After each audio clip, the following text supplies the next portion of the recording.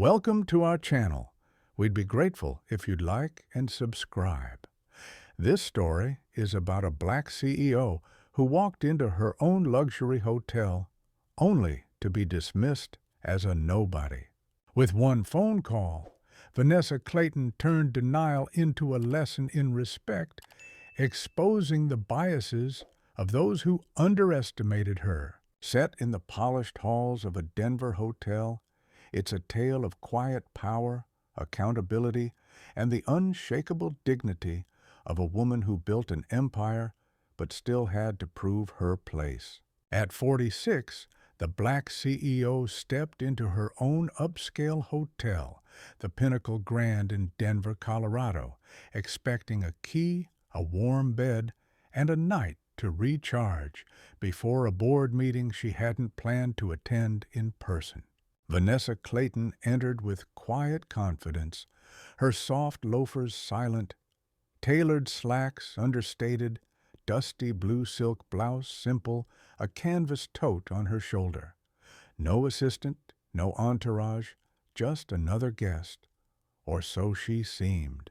But when she reached the front desk, everything went wrong. The young receptionist, chewing a pen, her acrylic nails tapping the keyboard, offered a rehearsed smile meant for refusals. "Checking in," Vanessa said, smiling politely.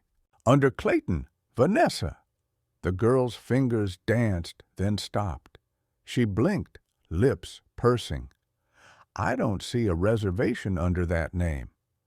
"That's fine," Vanessa said. "The owner's suite is always held for me." "Ma'am, we're fully booked," the girl replied, her tone shifting. "You need a confirmed reservation to stay here. Guests only." Vanessa's smile didn't fade, but the room's weight shifted. She glanced past the girl to the gold plaque. Pinnacle Grand, a Clayton property. Her name wasn't just on a booking, it was on the building. "I am a guest," she said softly. "And more than that, I own this hotel." The girl blinked, momentarily stunned, as if Vanessa had claimed to be royalty, then smirked skeptically. "You own the Pinnacle?" Vanessa nodded calmly. The girl reached for the phone. "I'll need to call the manager." Across the lobby, a couple in golf polos glanced over. A man by the fireplace tilted his head. Vanessa felt the familiar weight of assumption. Someone must be lying, and they thought they knew who.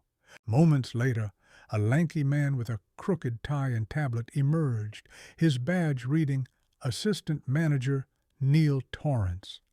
He glanced at Vanessa and launched into forced cheer. "Good evening. Trouble with a reservation?" "She claims she owns the hotel," the receptionist said, too loudly. Neil hesitated. Vanessa held his gaze. "I don't claim. I'm Vanessa Clayton. You'll find my name in every quarterly report, every executive memo. I'm here for one night. You should have a room under the owner's block." Neil adjusted his glasses. Just 1 minute, please." He turned, muttering into a radio. Vanessa stood still, not fidgeting, not raising her voice, but the air thickened. Then security appeared, not aggressive, but present. One by the elevators, another near the cafe, just in case.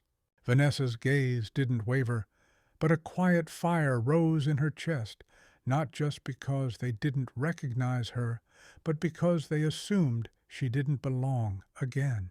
She could have shown ID, emails, property deeds, photos from the ribbon cutting 6 years ago, but instead she stepped back, pulled out her phone, and made one call. It took 26 seconds.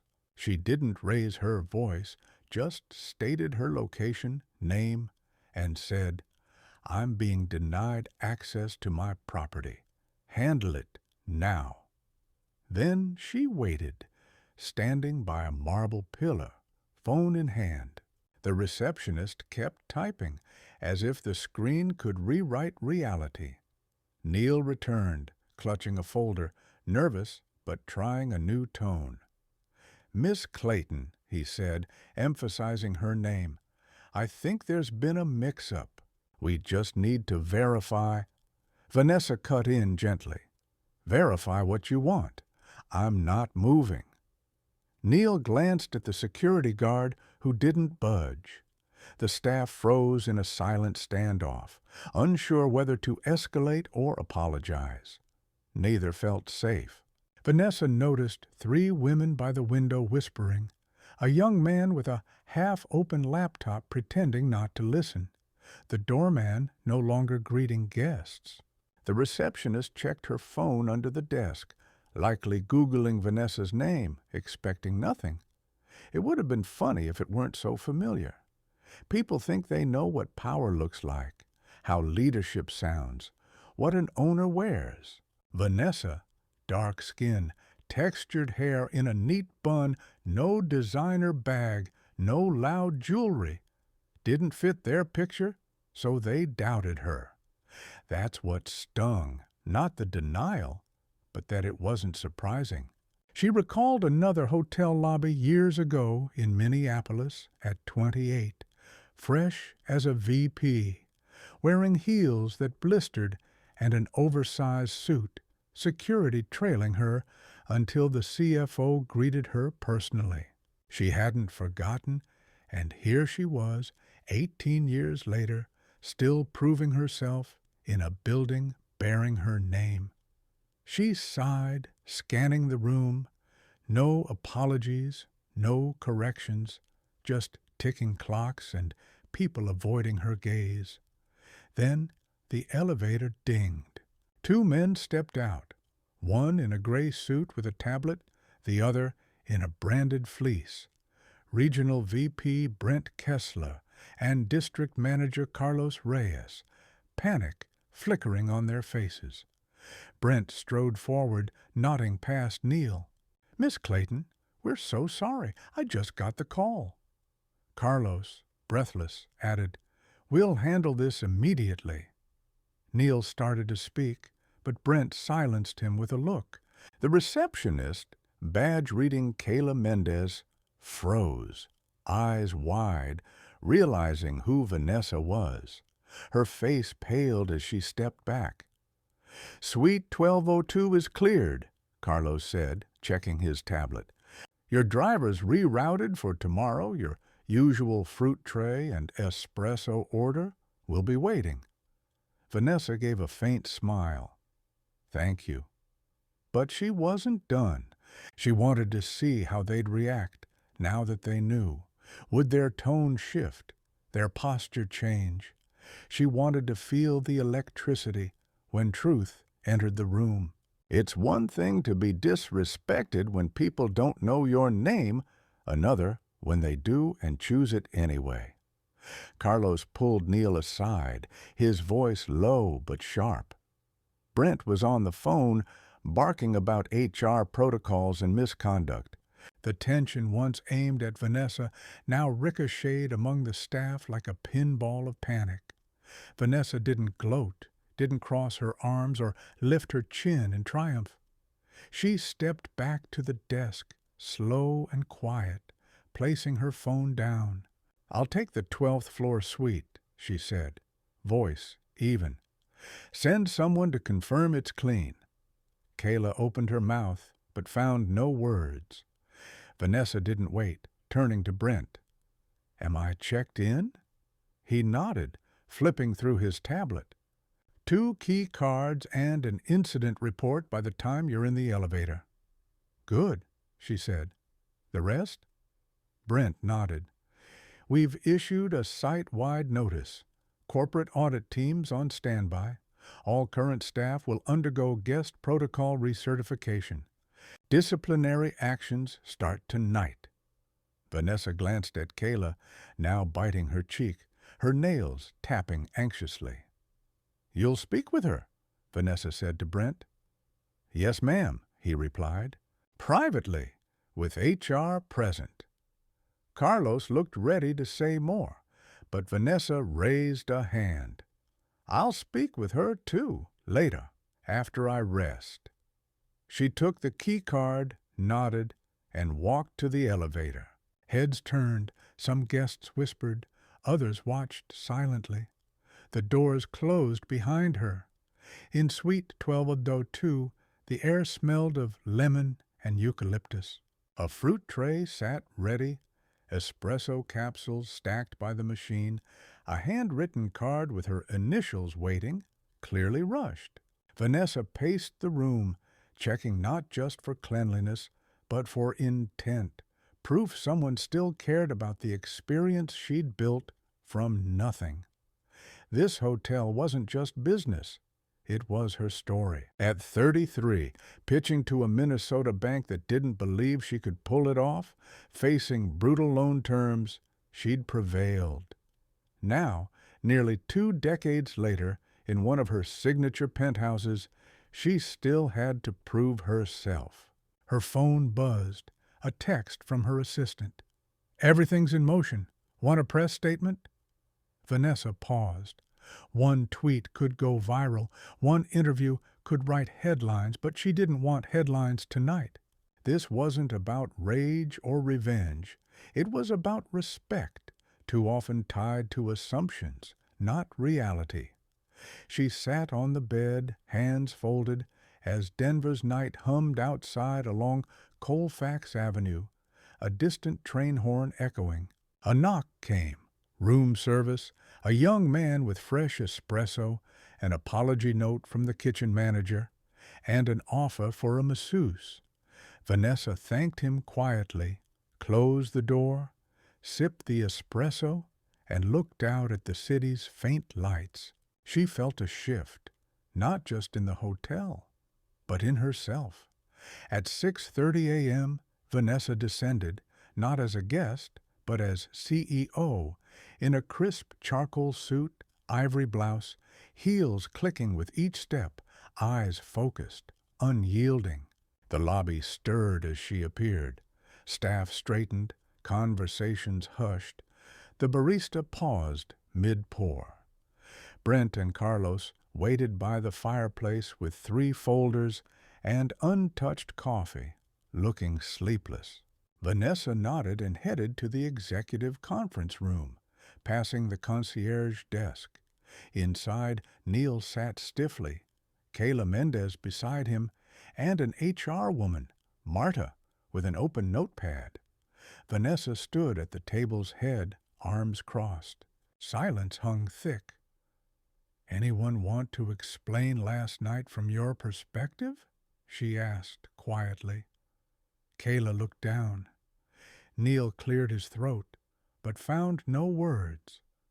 Vanessa waited. Kayla mumbled, "I just didn't think she was... I didn't expect..." "You didn't expect someone like me to own the building," Vanessa finished, calm, measured. Kayla nodded faintly. "Was I rude to you?" Vanessa asked. Kayla shook her head.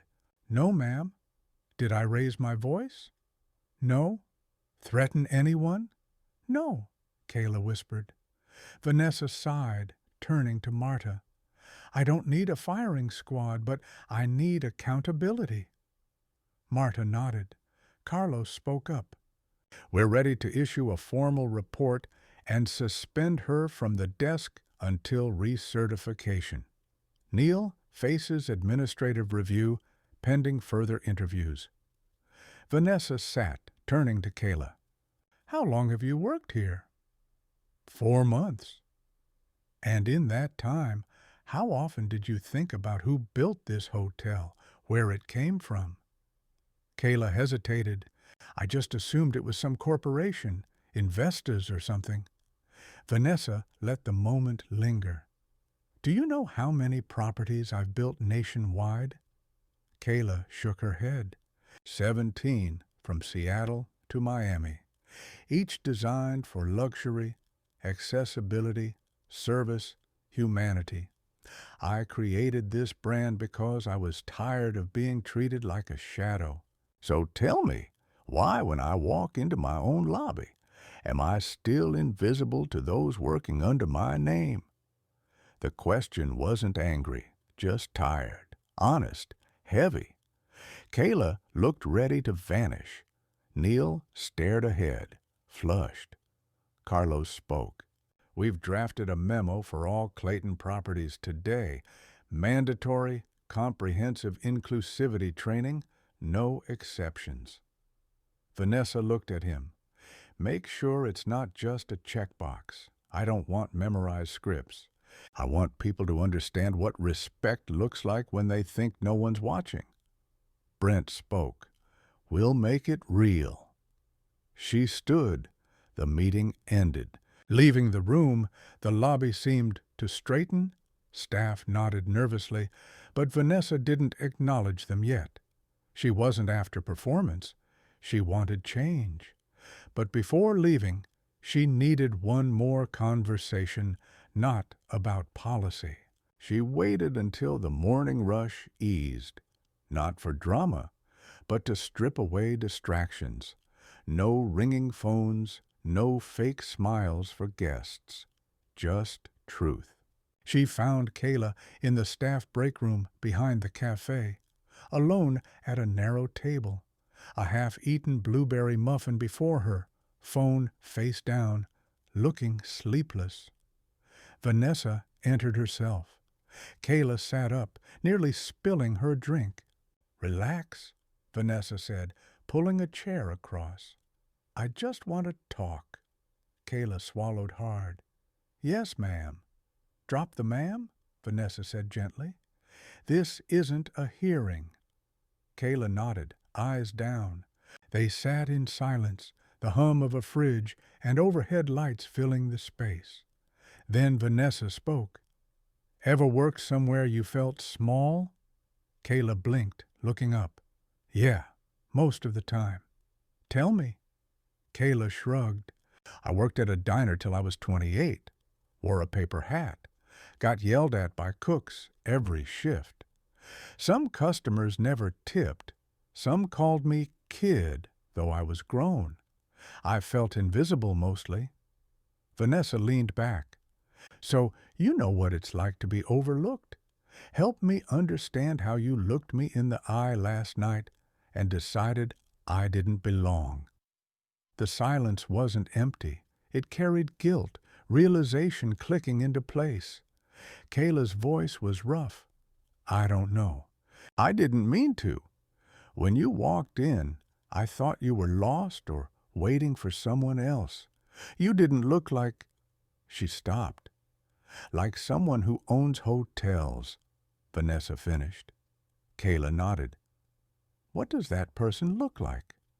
Kayla didn't answer. That's the real problem, Vanessa said. People have a picture, clean-shaven, probably male, probably older, definitely not me. That picture doesn't just live in your head, it shapes decisions, behavior. I'm sorry, Kayla said quietly. Really, I know it's not enough, but... Vanessa nodded slowly. It's a start, but I'm not here for apologies. I'm here so you see me, not as your boss, not a cautionary tale, but a person. I was you once. Started as a desk clerk, mistaken for a janitor more times than I can count. People called me sweetie, like I wasn't running the place. Every time I had to choose, fight or let it go. When I reached the boardroom, I vowed to build places where people like you could grow. Kayla's eyes widened. You really started as a clerk? Vanessa smiled. In Portland, my first boss said I sounded too educated on the phone and moved me to night audit. That was my start. Kayla almost laughed. That's unreal. It shouldn't be like that. It shouldn't, Vanessa said, standing. I don't need you to be perfect, but I need you to know every guest, old, young, dressed up or not, deserves dignity. Start there, and you'll never have to recover from nights like last night. Kayla stood too. Thank you for talking to me. Vanessa nodded and left, feeling lighter. The message had landed. By mid-morning, the Pinnacle Grand's rhythm returned, superficially. Guests rolled bags across polished tile, coffee cups clinked.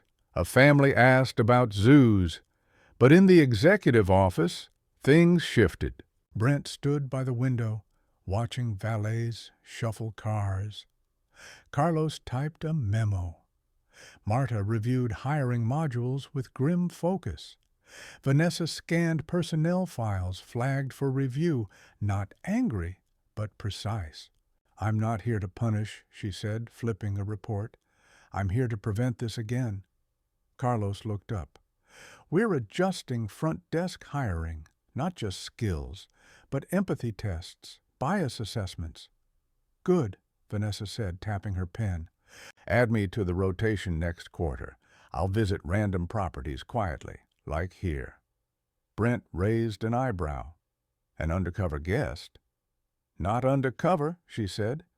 "Anonymous until I'm not." Carlos smirked. "That'll make people nervous." "Good," she said. "Let them sit with it. This job doesn't come with warnings." She stood, tucking papers into a folder. "Launch the new training by next Friday. Includes story modules. Real guest experiences, not fake scripts. I want human words." Brent nodded. "Consider it done." Vanessa left, pausing at the front desk where a new agent smiled respectfully, recognizing she wasn't just another suit. She nodded back, scanning the lobby. Outside, it seemed still, but she felt cracks forming in old habits, the start of real change, not with press releases or public apologies, but quiet corrections, repeated until they stuck. She headed to the elevator, up to grab her things, her flight hours away. On the 12th floor, her suite's door was ajar. Housekeeping had just left. Her bag was packed, laptop on the desk, charger coiled, everything in order except a folded note on the nightstand. She opened it. "Miss Clayton, thank you for your grace. I'll do better. Kayla." No envelope, just lined paper and neat handwriting, but it meant more than any corporate apology. Vanessa folded it, slipped it into her purse, and headed downstairs. The same doorman from last night held the door. "Safe travels, Miss Clayton," he said warmly. "Hope to see you soon." She smiled. "You will." As her car pulled away, she didn't look back. She didn't need to. She'd left something behind, heavier than luggage. The weight of being underestimated, the quiet pain of proving her worth. In its place was clarity, discomfort, growth, for them, and maybe for her. The airport ride was quiet, no small talk, no radio, just tires on asphalt and the occasional blinker. Vanessa sat, one hand on her purse, the other holding Kayla's note. She didn't reread it, but its presence was enough, proof last night wasn't wasted. She watched brick buildings, corner gas stations, faded auto shop signs pass by. She hadn't planned to be here, but maybe she was meant to be. Not for a board meeting, but for a conversation. These things didn't shock her anymore. She wasn't angry they happened. She was tired they kept happening, tired of worth being measured by assumptions, of people boxing her in without a question, of explaining what she shouldn't have to. Yes, this is mine. Yes, I built it. Yes, I belong. Yet she wasn't bitter. Bitterness wasn't what she carried. Memory was, and memory could be power if used right. At the airport signs, she thought of her younger self, working night shifts in cheap flats, stiff uniforms, no makeup, no recognition, just drive, believing she'd build something no one could take. She had, but buildings weren't enough. Even with 17 properties and a team answering to her, people saw something less. So what do you do when the world won't see you? You see yourself clearly, unapologetically. You stand your ground, speak plainly, don't ask permission, act like the door was always yours. Vanessa stepped out, grabbed her bag, nodded to the driver. No more words needed. In the terminal, people rushed with coffee cups and rolling bags, announcements echoing. She moved quietly, nearly invisible in the crowd, but something in her settled. She'd taken a moment of humiliation and made it a mirror for everyone in that hotel to see themselves. Mirrors don't lie. They show who you are. She hoped Kayla would grow, Neil would learn, Brent and Carlos would keep their promises. If they didn't, she'd still stand. She always had. Her dignity wasn't given. It was what she never let go. To anyone who'd ever been dismissed, doubted, or spoken to like they didn't matter, Vanessa had one last message. You don't need to shout to be heard. Know who you are and walk like it every time. Let them squirm. Let them learn. Let them wonder how they missed it. And when they finally see you, make sure they never forget. If this story made you pause, reflect, or feel something deep, share it. Leave a comment and subscribe for more stories about the power of truth and people who refuse to be ignored.